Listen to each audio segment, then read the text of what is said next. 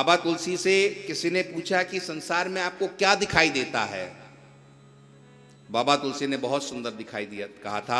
बाबा तुलसी ने कहा कि मुझे कभी सीता दिखाई देती हैं और कभी राम दिखाई देते हैं, और इसीलिए मैं इस पूरी दुनिया को प्रणाम करता हूँ। और बाबा तुलसी वहाँ पर लिखते हैं, सिया राममय सब जग जानी, सिया राममय सब जग जानी।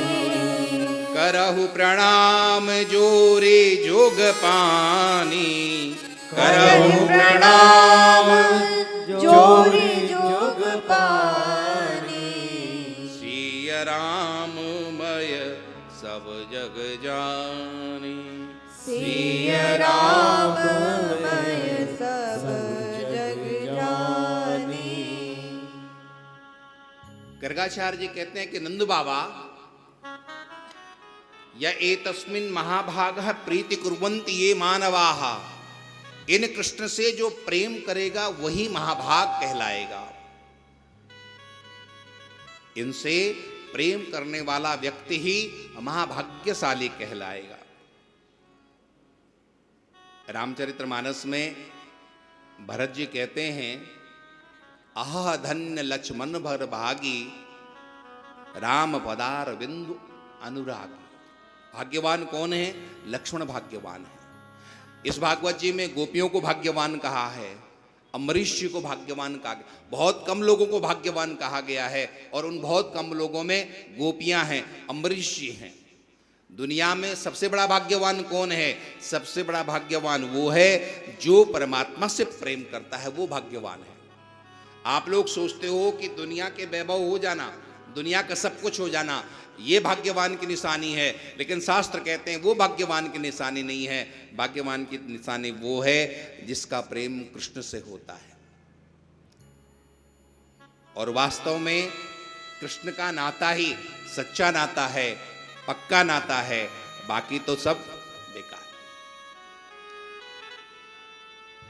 भगवान शंकर ने कहा था, अभागा कौन है?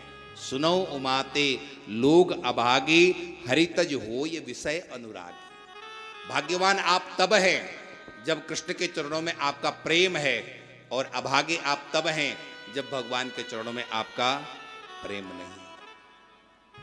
इनसे प्रेम करने वाले के शत्रु नष्ट हो जाएंगे। गर्गाचार्य जी यहां पर कहते हैं कि नंद बाबा, इन कृष्ण से जो प्रेम करेगा उसके दोनों शत्रु नष्ट हो जाएंगे, बाहर और अंदर के दोनों के शत्रु नष्ट हो जाएंगे। भगवत भक्त के लिए एक बाहर का शत्रु होता है।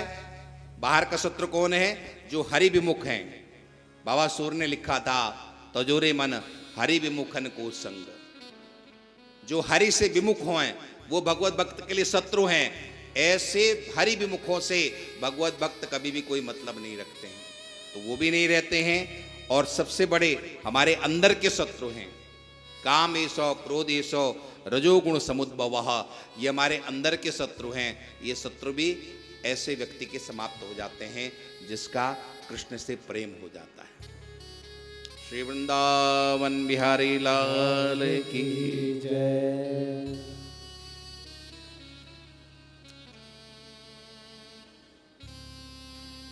नारायण नारायण श्रीमन्नारायण, नारायण नारायण नारायण नारायण श्रीमन्नारायण, नारायण नारायण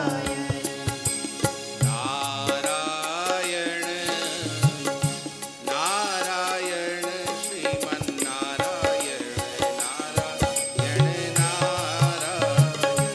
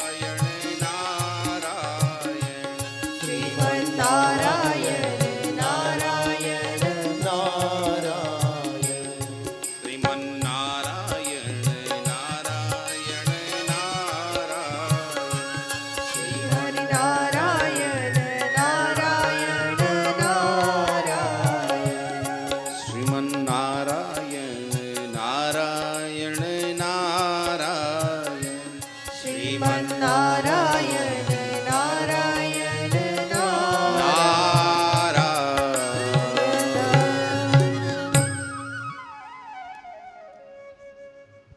तस्मानन्दात्मजोऽयं ते नारायण समुगुणे त्रिया कीटानुभावेन गोपाय स्वसमाहितः।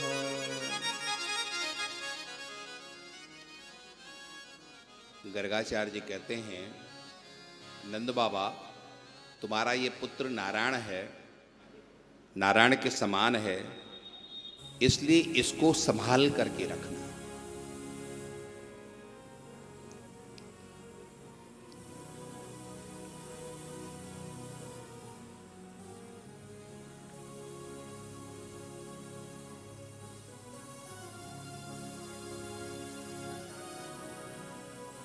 संसार नासवान है, वो कभी न कभी चला ही जाता है, लेकिन गर्गाचार्य जी महाराज कहते हैं कि संभाल के रखना तो अपने ठाकुर को, अपनी भक्ति को, अपने प्रेम को, अपनी श्रद्धा को संभाल करके रखना। ठाकुर जी को जीवन से जाने मत देना, ठाकुर प्रेम को जीवन से जाने मत देना, क्योंकि यही तुम्हारे जीवन का आधार है और यही सबसे बड़ी संपत्ति है। और आपकी संपत्ति को 3 लोग लूटने के लिए आते हैं। एक ठग आता है, चोर आता है और डकैत आता है।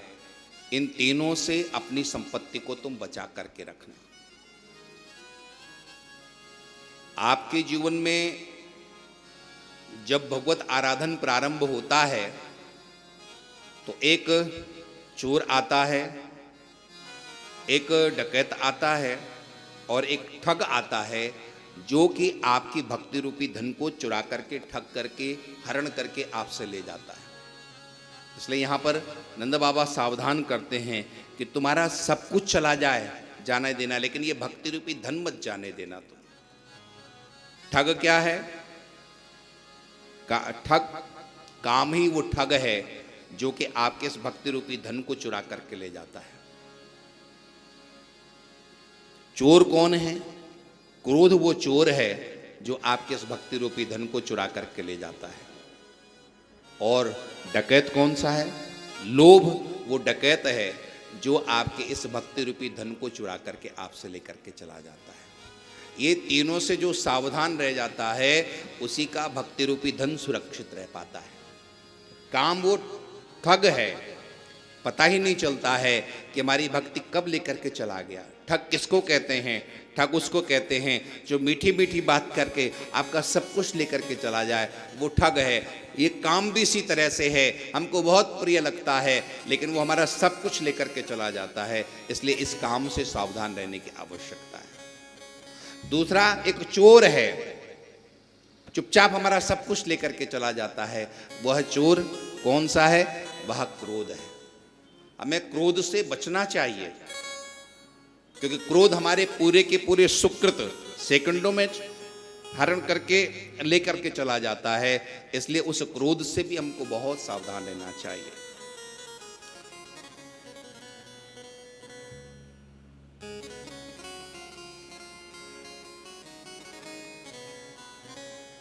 और लोभ वो डकैत है जो कि हमारे इस धन को लेकर के, भक्ति रूपी धन को लेकर के चला जाता है। इसलिए सावधान रहना चाहिए कि हमारे जीवन में क्रोध न हो, हमारे जीवन में काम न हो और हमारे जीवन में लोभ न हो। आप कहोगे कि महाराज बिना लोभ के काम भी नहीं चलता है, बिना काम के भी काम नहीं चलता है और क्रोध भी कभी कभी करना पड़ता है। ये हमारे बाह्य तक रहें लेकिन हमारे अंतस्थ को प्रभावित न करें, इसका हमें जरूर विचार करना चाहिए यदि अपनी भक्ति रूपी धन को हमें सुरक्षित रखना हो तो। इस तरह से यहाँ पर वर्णन करके चले गए और अब भगवान थोड़े बड़े हो रहे हैं और भगवान बाहर निकलते हैं, खेलते हैं अपने आंगन में, माँ के आंगन में उस खेलते हैं और भगवान पूरे धूल धूसरित हो जाते हैं। और ऐसे धूल धूसरित भगवान भी बहुत सुंदर लगते हैं। बाबा सूर ने लिखा है, भगवान के मुख से अब बाणी निकलने लग गई है और भगवान अपने बाबा को बाबा कह के पुकारते हैं, मैया को मैया कह करके पुकारते हैं और पूरे ब्रजवासी भगवान के उस मधुर वाणी को सुनकर के प्रसन्न होते हैं। कहन लगे मोहन मैया मैया, नंद बाबा को बाबा बाबा, अरु हरधर को भैया। अपने उस आंगन में लोटपोट होते हैं, पूरा का पूरा शरीर वह धूल दूषित हो जाता है और धूल दूषित होने के बाद भी भगवान के शरीर पर मानो अंगराग लगा हो। श्री रसखान जी ने लिखा है, धूल भरे अति शोभित श्यामुजु, तैसी बनी श्री सुंदर चोटी, खेलत खात फिरे अंगना, पग पैजनि बाजत पीर कछोटी, वा छवि को रसखान बिलोकत, वारिर काम कला निधि कोटी, काग के भाग कहा कहिए, हरे हाथ सो ले गयो माखन रोटी।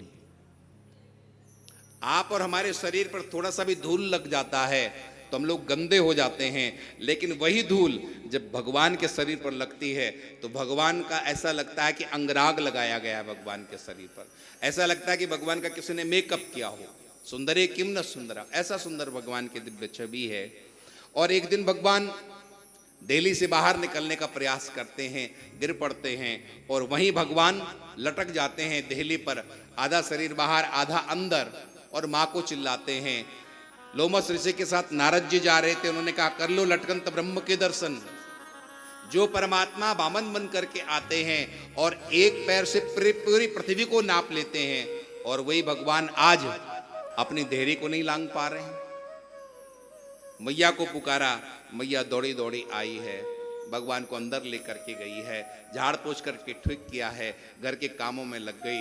दोबारा के प्रयास में भगवान सीधे बाहर चले गए और आंगन के बाहर वहां पर कीचड़ था, कीचड़ में लोटपोट भगवान हो गए। मैया ने देखा बहुत देर से आवाज नहीं आ रही कृष्ण की, कहाँ है? चारों तरफ देखा, नहीं दिखाई दे रहा था। सोचा कि सुबह ये बाहर जाने का प्रयास कर रहा था, कहीं बाहर तो नहीं चला गया, और बाहर निकल करके देखा तो भगवान कीचड़ में लोटपोट हो रही हैं। मैया ने कान पकड़ा, क्यों रे, पिछले जन्म में तू सूकर था क्या? भगवान ने मनी मन कहा, मैया तूने बिल्कुल ठीक पहचाना, मेरा सूकरावतार भी हुआ था, मैं सूकर भी बना था। बाबा सूर लिखते हैं कि एक दिन मैया भगवान को माखन खिला रही थी, लेकिन भगवान कहते हैं कि नहीं नहीं मैया, मेवा पकवान खिला रही थी। भगवान कहते हैं कि नहीं नहीं मैया, मुझे तो मक्खन प्रिय है, मुझे मेवा पकवान प्रिय नहीं। मैया री मोही माखन भावे, जो मेवा पकवान कहत तू, मोही नहीं रुच आवे, मैया री मोही माखन भावे। मैया मुझे तो माखन पसंद है, मुझे ये मेवा पकवान कुछ भी नहीं चाहिए। ब्रज जुवते एक पाछे ठाड़ी, सुनत श्याम की बात, मन मन कहत कबहू अपने घर, देखो माखन खात। ब्रज गोपियां पीछे खड़ी खड़ी मन में विचार करती हैं, कभी क्या ये कृष्ण हमारे घर में भी आकर के मक्खन खाएंगे? भगवान अंतर्यामी हैं, भगवान समझ गए हमको ये मक्खन खिलाना चाहती हैं। भगवान ने कहा तथास्तु, तुम्हारे घर में मुझे घर से अपने घर का मक्खन खिलाना चाहती हो, जरूर मैं आकर के तुम्हारे घर का भी मक्खन खाऊंगा। और भगवान ने यहीं से माखन चोरी की लीला की भूमिका बनती है, भगवान माखन चोरी करते हैं। भगवान ने अपने बच्चों की टोलियां बनाई है और उन सब टोलियों में इकट्ठा होकर के भगवान ने कहा कि देखो सबको चोरी करनी है, और भगवान घर घर जाकर के माखन की चोरी करते हैं। एक गोपी के यहां से भगवान माखन लेकर के भागे, आगे आगे भगवान, पीछे पीछे वो गोपी डंडा लेकर के दौड़ रही है। भगवान को कहीं छुपने की जगह नहीं मिल रही है। पास में गोपी खड़ी थी, उसने कहा भगवान मेरे हृदय में आकर के छुप जाओ, यहाँ बहुत अंधकार है। मम मान से घरांध ताम से, हे नंदन कथम न लिए से, मेरे हृदय में आकर के छुप जाओ ना।